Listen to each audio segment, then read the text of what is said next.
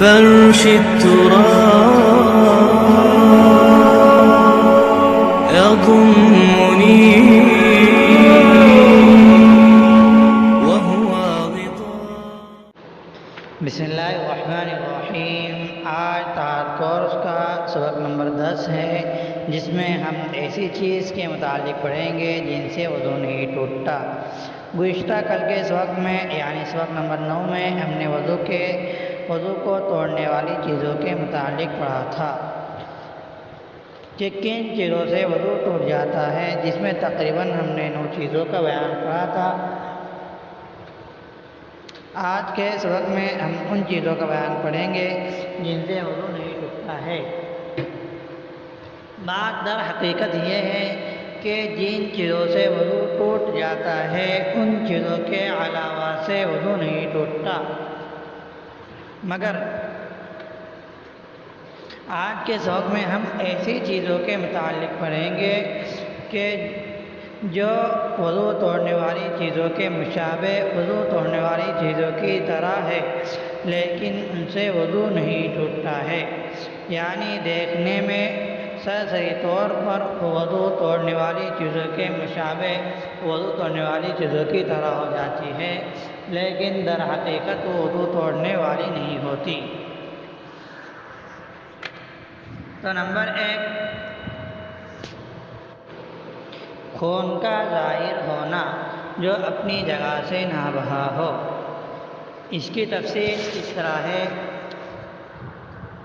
کہ اگر کسی شخص کے بدن سے خون یا پھوڑے پھنسی سے پیپ اور گندا پانی صرف ظاہر ہوا ہو مگر ابھی اپنی جگہ سے بہا نہیں ہے تو اس سے وضو نہیں ٹوٹتا، خواہ اس خون یا پیپ کو ٹیشو وغیرہ سے صاف کر دیا گیا ہو.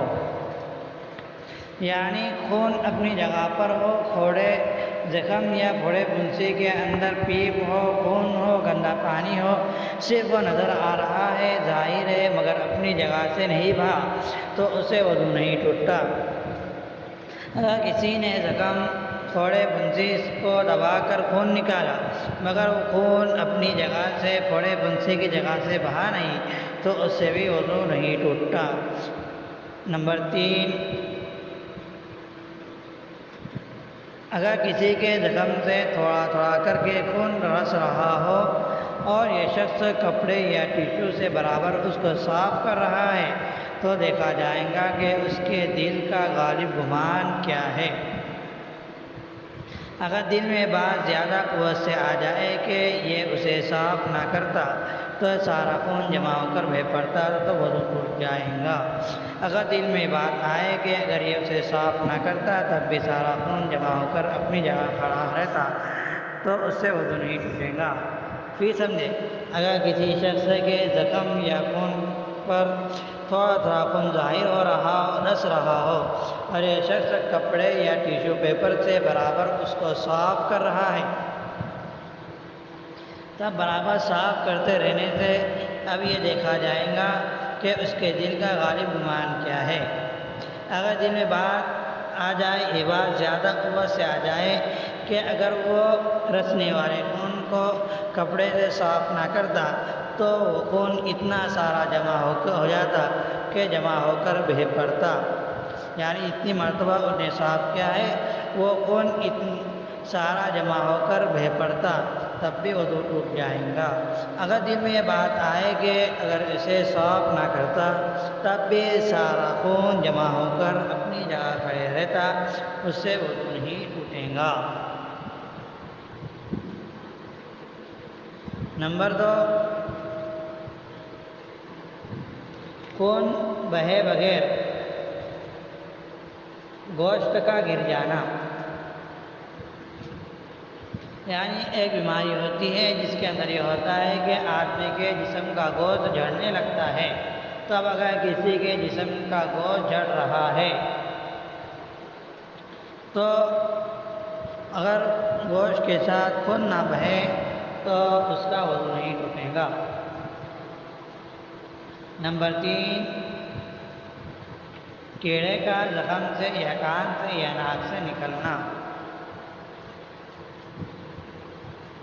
یعنی پیشاب پاخانے کے مقام کے علاوہ کسی اور جگہ سے مثلاً زخم یا کان یا ناک وغیرہ سے کوئی کیڑا نکل آتا ہے تو اس سے وضو نہیں ٹوٹتا۔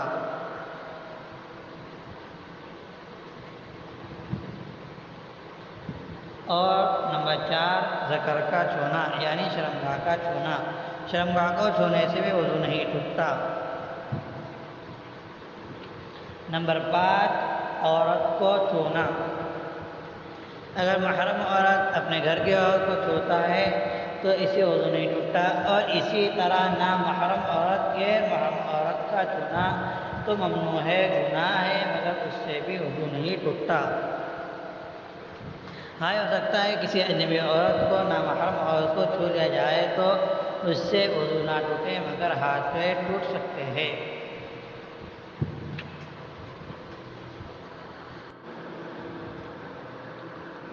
نمبر 6 ایسی الٹی جو منہ بھر کر نہ ہو بلکہ منہ بھر سے کم ہو، یعنی اگر منہ بھر کر الٹی ہو جاتی ہے تو اس سے وضو ٹوٹ جاتا ہے، لیکن اگر الٹی منہ بھر سے کم ہے تو اس سے وضو نہیں ٹوٹتا۔ نمبر 7 بلغم کی الٹی، اگرچہ بلغم زیادہ ہو اس سے بھی وضو نہیں ٹوٹتا۔ نمبر 8 اونگنے یا بیٹھے بیٹھے جھونکے مارنے سے بھی وضو نہیں ٹوٹتا ہے۔ اور نمبر 9 ہے اس شخص کی نیند کہ نماز پڑھنے والے کا سو جانا، اگرچہ نماز پڑھنے والا رکوع اور سجدے کی حالت میں ہو اور رکوع اور سجدے دونوں سنت کے مطابق ہو، یعنی کوئی شخص سنت کے مطابق نماز پڑھ رہا ہے اور نماز کی حالت میں سو جائے تو اس سے وضو نہیں ٹوٹتا، خواہ وہ قیام کی حالت میں سوئے یا رکوع کی حالت میں سوئے یا سجدے کی حالت میں سوئے یا تشہد کی حالت میں سوئے۔ وضاحت، یہ مسئلہ صرف مردوں کے لیے ہے، اگر عورت سجدے کی حالت میں سو جائے تو اس کا وضو ٹوٹ جاتا ہے۔ وجہ یہ ہے کہ مرد کے سجدے کی حالت میں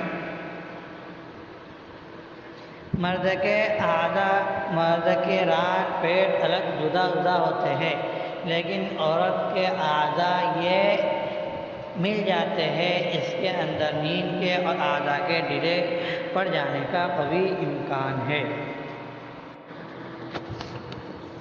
نمبر 10 کسی کی آنکھ میں دانہ تھا یعنی پھوڑا پھنسی تھا وہ پھٹ گیا، اگر کسی کے آنکھ میں دانہ تھا اور وہ پھٹ گیا اور اس کا پانی آنکھ میں پھیل گیا اور باہر نہیں نکلا، اور اسی طرح کسی کے کان کے اندر زخم ہوا یا گندا پانی نکلا مگر وہ کان کے اندر ہی اندر بہنے لگا لیکن باہر نہیں نکلا، ان صورتوں میں بھی وضو نہیں ٹوٹے گا، کیونکہ باوجود ناپاک خون یا پانی کے نکل کر بہہ جانے سے وہ ایسی جگہ کھال کی طرف نہیں بہا جس کا دھونا غسل میں ضروری ہوا کرتا ہے،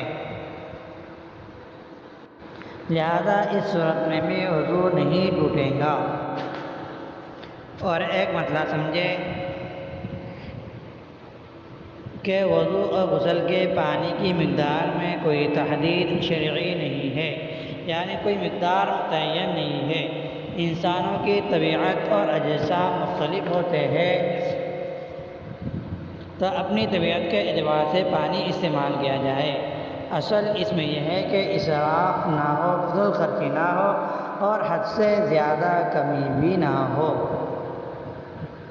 تاہم حدیث شریف میں ہے کہ حضرت صلی اللہ علیہ وسلم ایک مد پانی سے وضو کیا کرتے تھے اور ایک مد 787 گرام 320 ملی گرام تقریباً 800 گرام کا ہوتا تھا، یعنی آپ صلی اللہ علیہ وسلم تقریباً 800 گرام پانی سے وضو فرماتے تھے۔